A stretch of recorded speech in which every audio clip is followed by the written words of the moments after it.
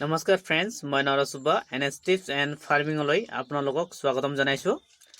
আজি আপোনালোকৰ মাজত আলোচনা কৰিম যে গাহৰিয়ে কিয় মৰা পোৱালি জন্ম দিয়ে, কি কৰিব লাগে যাতে এটাও পোৱালি নমৰে, কি কৰিলে পোৱালিবোৰ সুস্থ আৰু বেছিকৈ প্ৰডাকশ্যন দিব।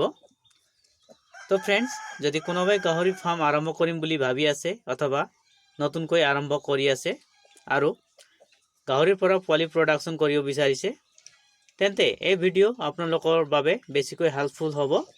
সেয়ে ফ্ৰেণ্ডছ, ভিডিঅ'টো শেষলৈকে চাই থাকিব। গাহৰিজনীক মতাৰ লগত ছাৰ্ভিচ দিয়াৰ পিছত 21 দিনলৈকে চাব লাগিব। যদি পুনৰবাৰ হিটত নাহে তেন্তে ছাৰ্ভিচ দিয়াটো ছাকচেছফুল হৈছে বুলি ক'ব পাৰি। ছাৰ্ভিচ দিয়াৰ পিছত গাহৰিজনীক একেলগে 3-4টা গাহৰি এটা ৰুমত ৰাখিব পাৰি 30-35 দিনলৈকে। যদি ৰুমৰ সুবিধা থাকে তেন্তে ছাৰ্ভিচ দিয়াৰ পৰাই সেপাৰেট ৰুমত থলে বেছি ভাল হয়। 35 দিনৰ পিছত প্ৰেগনেন্ট গাহৰিক সেপাৰেট ৰুমত থবই লাগে, নহলে কি হয় গাহৰিবিলাক কাজিয়া কৰি কামুৰি কৰে আৰু পেটত থকা পোৱালিবিলাকে আঘাত পায়, যাৰ ফলত পোৱালিবিলাক পেটত মৰি যোৱাৰ সম্ভাৱনা থাকে। সেয়ে সদায় গাভিনী গাহৰিক এক্সট্ৰা কমফৰ্টেবল ৰুমত ৰাখিব লাগে। প্ৰেগনেন্ট গাহৰিক দৰৱবিলাক দিওঁতে সদায় গাহৰি পালকসকল সাৱধান থাকিব লাগে। নিজৰ ইচ্ছামতে কোনো মেডিচিন গাহৰিক দিব নালাগে। ভেটেনেৰী ডক্টৰৰ পৰামৰ্শ মতেহে দৰৱবিলাক দিব লাগে। আৰু এটা কথা, প্ৰেগনেন্ট গাহৰিকতো ভুলতেও পেলুৰ দৰৱ এলবমাৰ এলমেণ্ডজল কম্পোজিশন থকা দিব নালাগে, কিয়নো দিলে পেটত থকা পোৱালিবিলাক নষ্ট হোৱাৰ চান্স থাকে।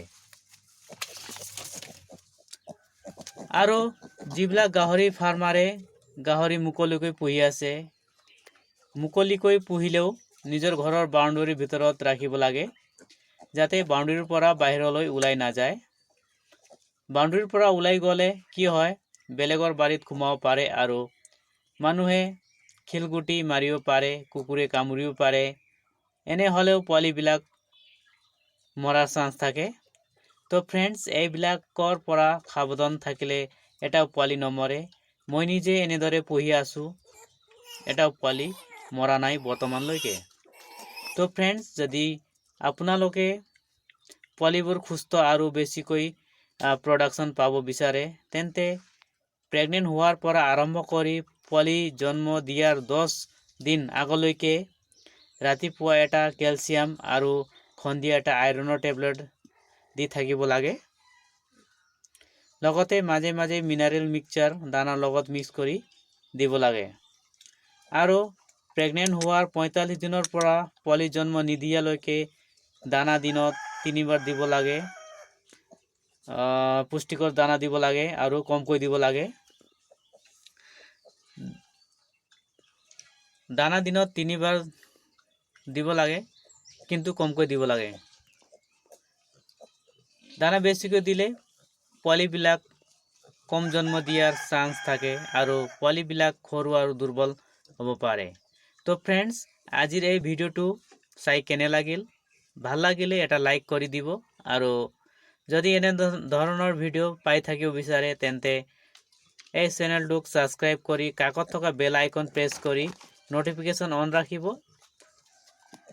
তো আজিৰ এই ভিডিঅ'টোত ইমানেই ফ্ৰেণ্ডছ, আকৌ লগ পাম আন এটা নতুন ভিডিঅ'ত। তেতিয়ালৈকে থেংক ইউ।